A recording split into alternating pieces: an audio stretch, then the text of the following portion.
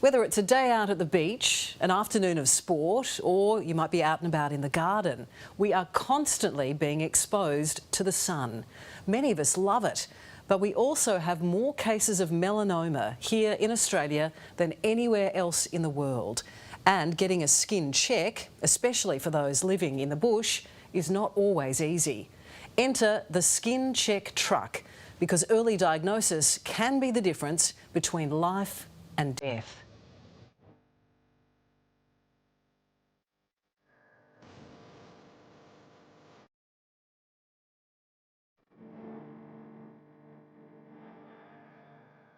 Think of the truck, all my mates on the side of it. I've been in there when they're, been in their hospital bed. Yeah, it's not a nice way to die. One Australian is diagnosed every 30 minutes with melanoma.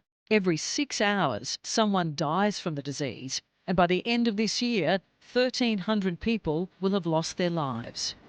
Say it has spread from my body, what my chances of survival is that? With melanoma, unfortunately, it's not very good.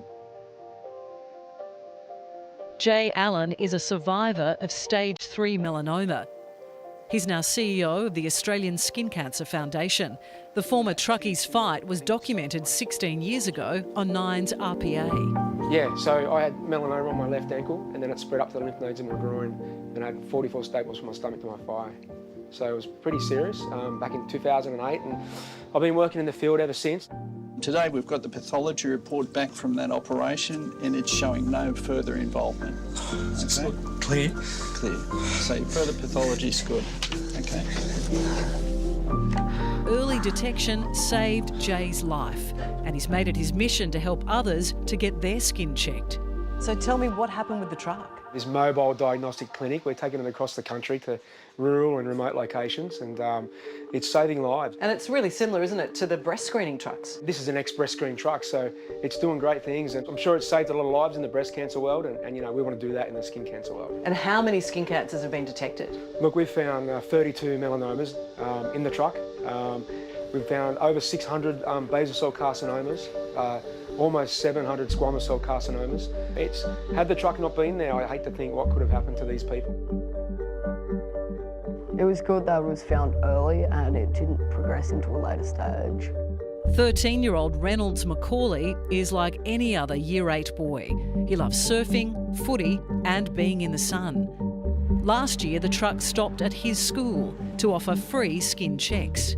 I got my freckles checked, my back checked, and in particular my ear checked, which had a freckle on it. Did the person who was checking you say, "Ooh, let's have a look at that"? Yes, they did. About a day later, I went to my GP and my GP cut it out. And what was it? What did they find? They found traces of melanoma in the freckle. They removed it in about 5 minutes and they put it in a test tube and sent it off to the lab. When I got the test results back, I had a moment to think and then realised that you get one skin and you really need to take care of it. And for a 13-year-old to have melanoma, did the doctor tell you how common that is? It's pretty rare at my age and it usually happens in people above their 50s. It's right here on my ear. On the edge there? Yep. So that mark, is that where, because there's a little freckle there? Yeah. Was that it? That's yeah, it.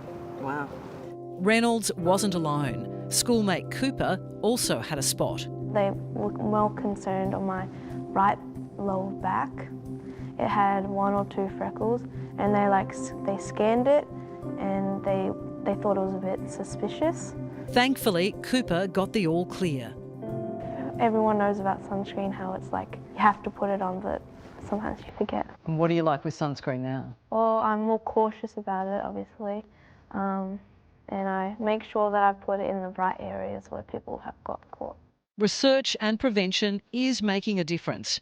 In the last decade, the survival rate for advanced melanoma has increased from less than 10% to more than half. Australians of the Year Professors Georgina Long and Richard Scollier are leading the charge when it comes to raising awareness about skin protection.